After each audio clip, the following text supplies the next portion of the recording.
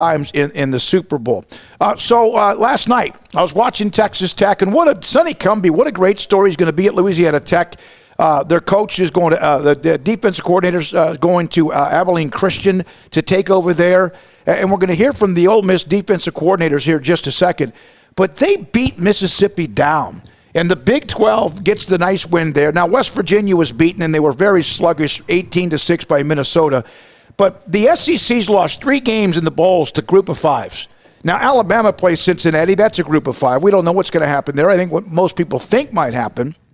But then last night, Mississippi State, in a game Mike Leach would rather win that than maybe any other game he's played since the time he was fired.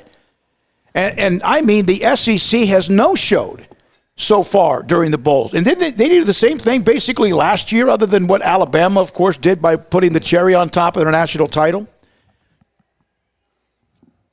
Did you ask a question? Yeah, I did. I didn't. I said that the SEC has no-showed, and didn't they do this basically last year, other than what Alabama made their run to win the cherry on top and win the national title? I mean, they have not. They've been terrible. Yeah, well, and look, there was an absolute last night.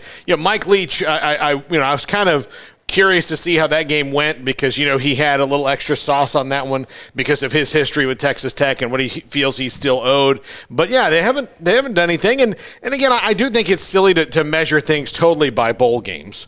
Because, no, I'm not saying you do. But when you win them, you sure do. But the reason it's silly is because the SEC does that.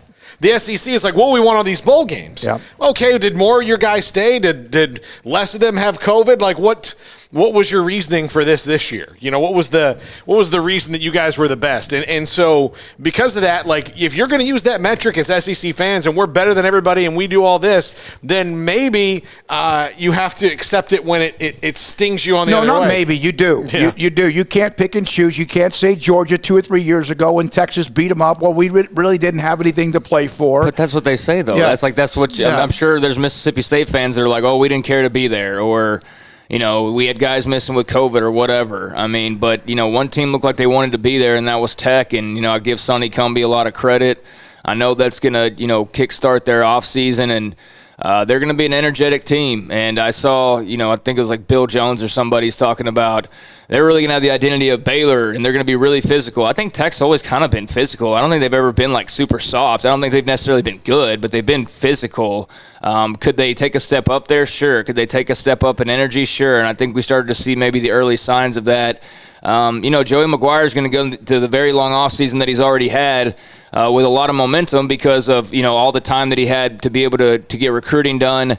And then, being around he's been there for, 2 months now? Yeah. He's been there for 2 months. He's not November the 8th. Not even coached a game yet. Yeah. And meanwhile, Baylor went on to win the Big 12. So he's been able to build a lot of hype already in that short amount of time. And I'm sure that will now just continue on into the offseason because barring something bad in the offseason, which is, what would that be? Like a guy gets in trouble or something.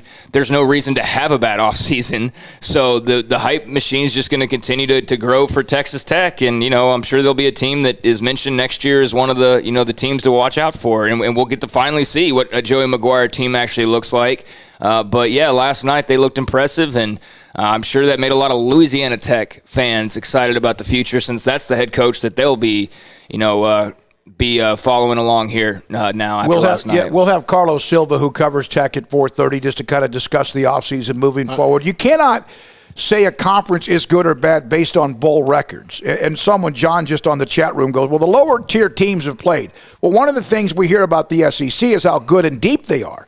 And, yes, sometimes a lot of teams that are a part of the midsection of the SEC have ridden that Alabama wave and said, well, we win national championships. Yeah, Alabama does. I know Auburn has won one and all that, and we get that. LSU. Look, that's kind of like Tom Brady's friends bragging about how he married a supermodel. Exactly. He did. And we're not saying you judge him, but it is the 3 group of 5 teams. That's the thing that kind of surprised me. And last night, Texas Tech beat the hell out of Mississippi State in a game that had meaning. no matter what, and I do know, and I do understand that Mississippi State had players. They introduced it right before the start of the opening kickoff that they had players out, and that's the other story, of course, that's going on today. SMU is supposed to play Virginia.